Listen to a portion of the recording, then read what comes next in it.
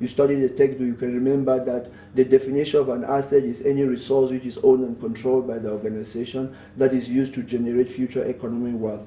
That's the definition. Why is it defined as such? You actually don't know. So that's what's commonly called knowledge. I'll sometimes use this example. I'll try and personalize this example to try and give some insight to some of my students that I teach directly. For instance, like I mentioned in the beginning, my name is Valentine. When I was born, my mom and dad decided to call me Valentine. And you'd imagine by the time you are 2 years, 3 years old, you'll be asked, what is your name? You say you're Valentine, and you hope that you're not asked why are you called Valentine, because you have no idea. Your parents have just told you your name is Valentine. So from that age, if you ask me, I would say, well, my name is Valentine. Why are you called Valentine? I don't know. My mother says I'm called Valentine. So I can just recall the facts. Why the facts are the way they are, because I'm too young, I'm 2, 3 years old, so I only have knowledge. That's what CIMA is trying to achieve here. Now, there's a certain point when my knowledge begins to develop or grows into a slightly more advanced cognitive ability. Maybe when I get to around 6, 7, 8, 9, I begin to understand. The faculties begin to tell me, oh yeah, maybe I have to ask my mother at some point, but a lot of people ask me, why exactly am I called Valentine? My mother could tell me, oh well, because your dad was called Valentine, or you were born on 14th February, that's why you're called Valentine. So, oh yeah, well, okay, so if my dad was called Valentine, I understand now why my mother says I'm called Valentine. So that sticks in my mind. My understanding is that if you're called Valentine, it is probably because your dad was also called Valentine. So the concept of Valentine has grown from just a mere knowledge that somebody can be called Valentine, such as myself, to an understanding that somebody can be called Valentine because the father's name is Valentine. There could be many other reasons why you could be called Valentine. At this point, I don't know. I just know the one that my mother has explained to me. So if you then ask me, why are you called Valentine? I say, well, my mother says because my father was called Valentine.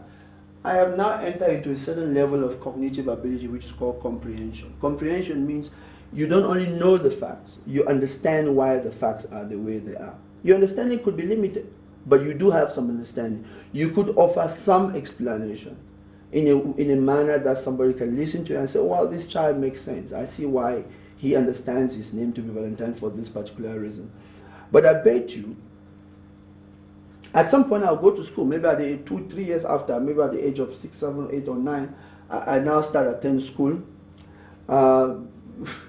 with my knowledge that, well, if I then find any other person who is called Valentine, then most likely, and then imagine that we're doing a roll call. They're calling names. First day at school, 13 of us, we're calling number 1, Valentine Jonathan.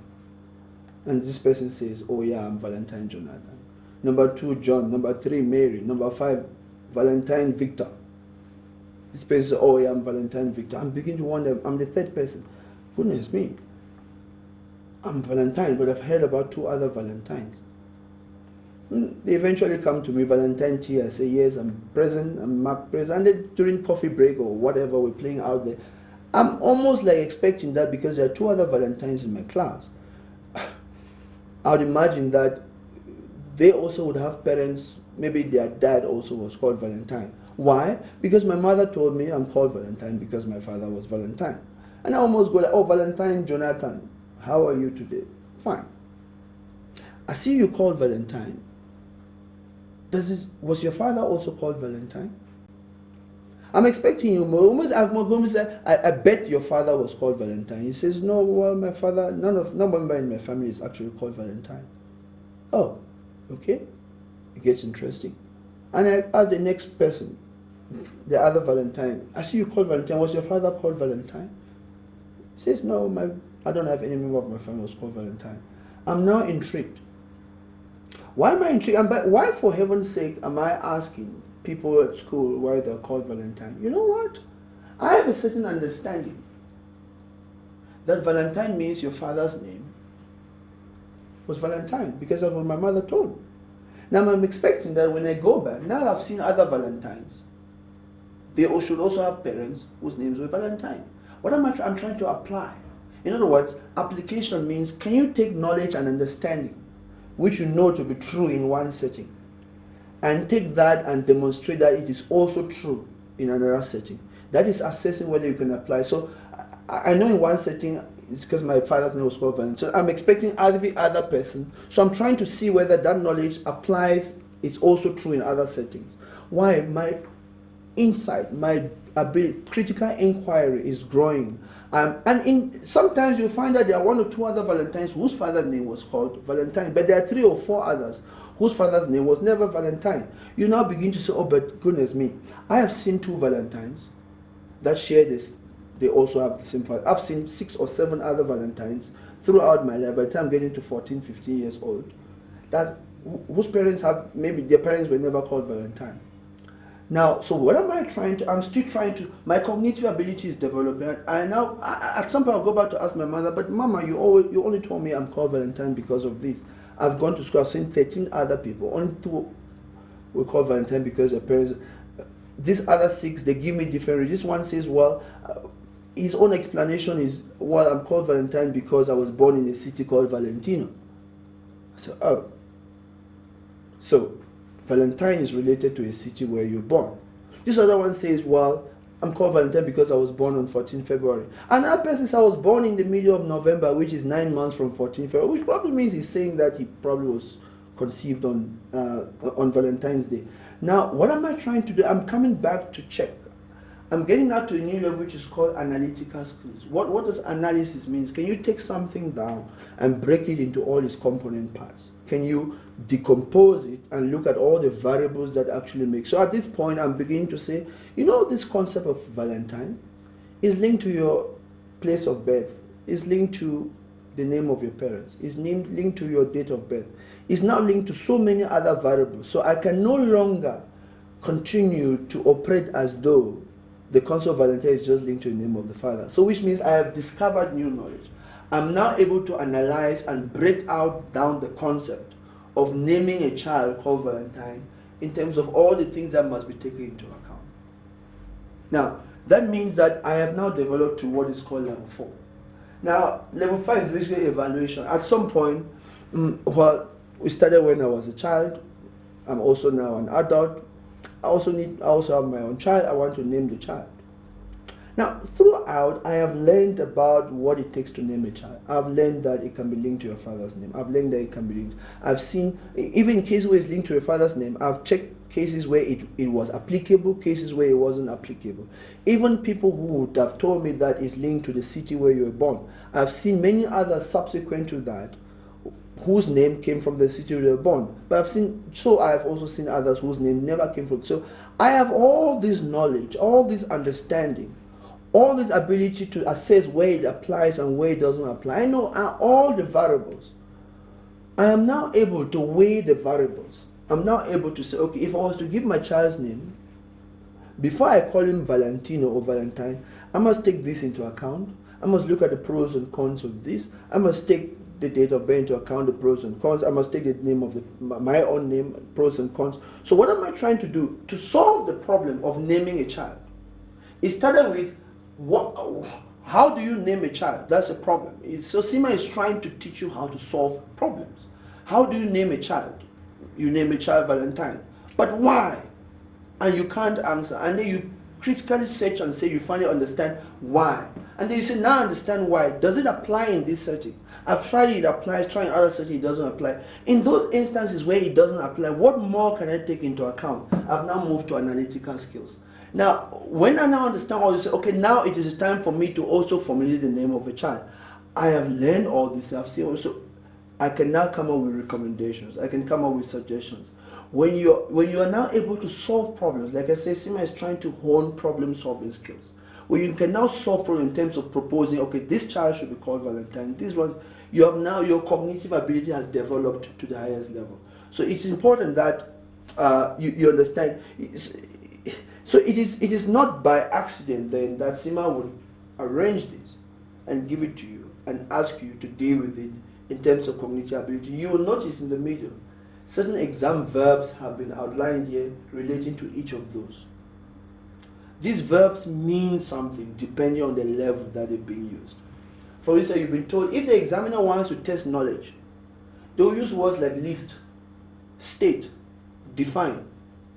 Then they just ask you to recall the facts and tabulate the facts as much as you can recall. Don't try to add any understanding.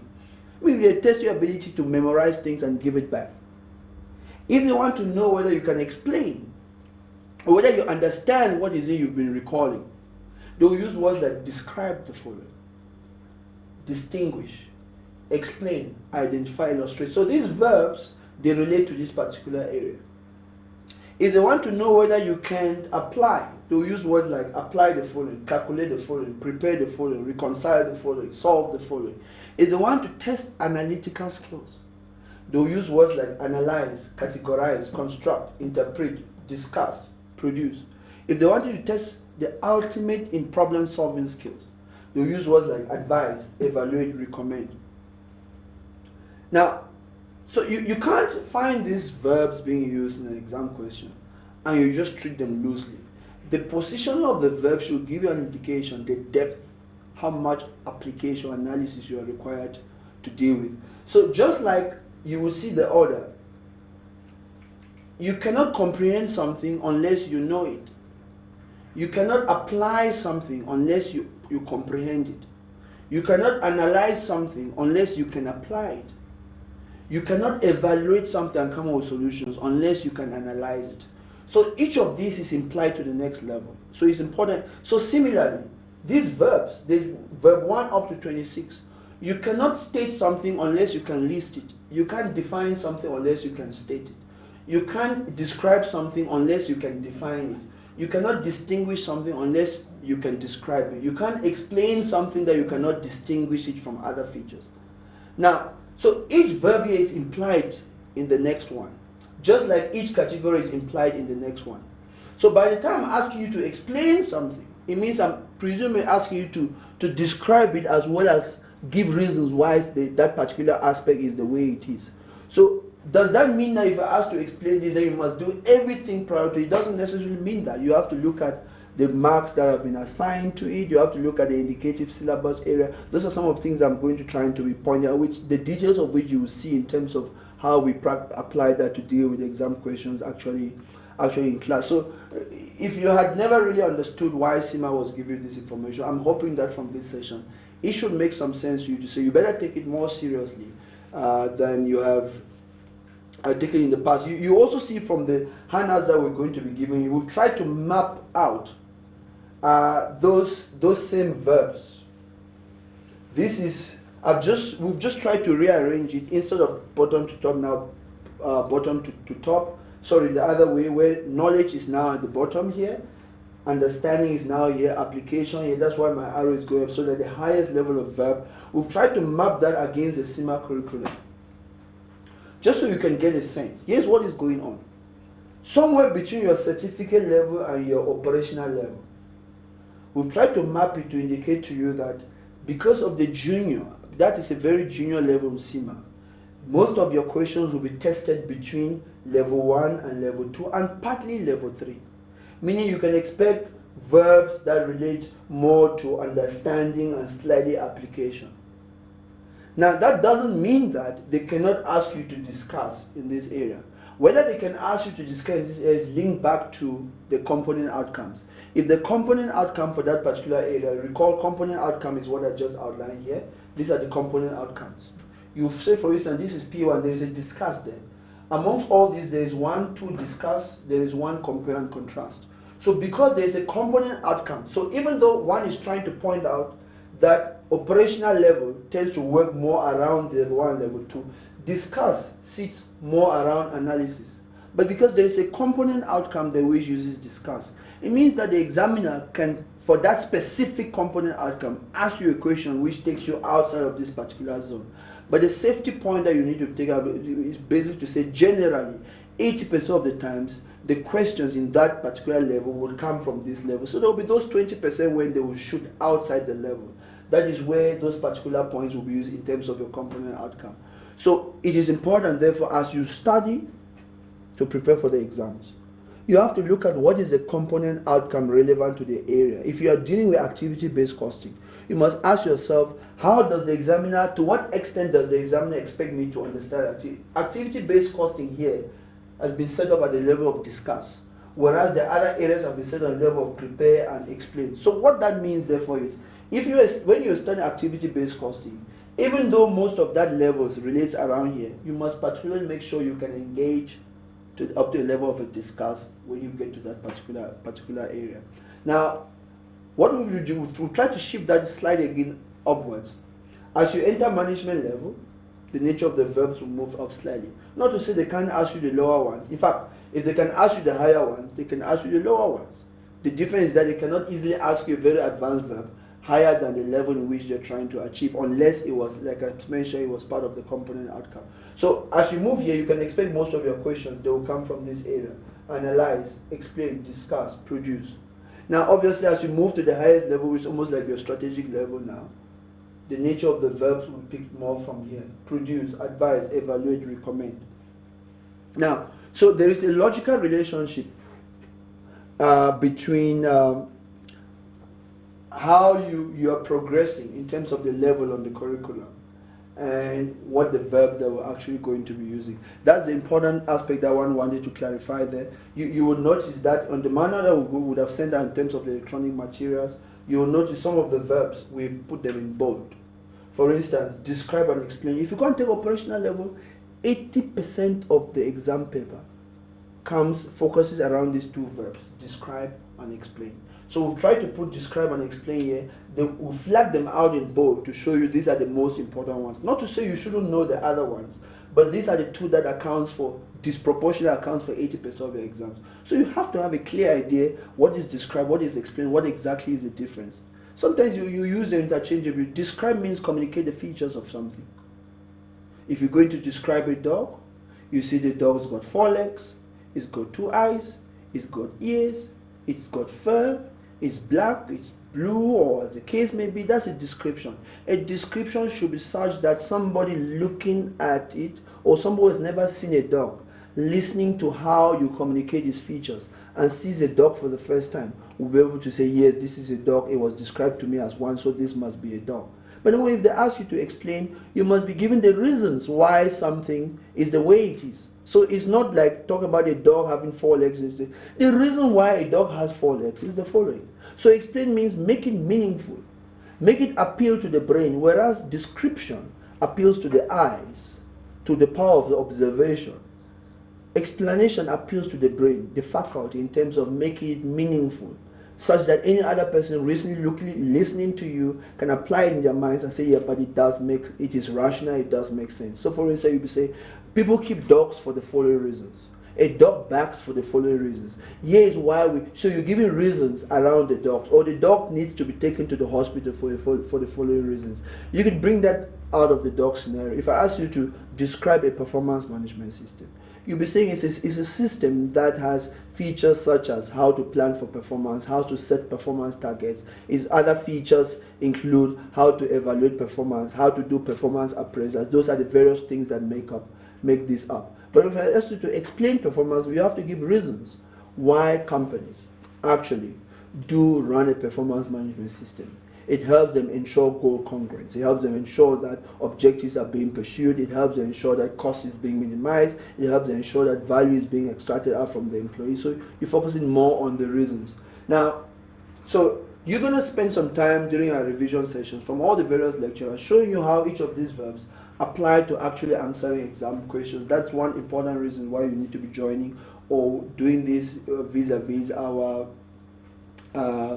core face-to-face tuition. Like I said, they're always going to be all the way up here, evaluate, advise, and the rest. We're also going to be covering this in class. Now, we spend a lot of time on that. More will be done during our face-to-face tuition.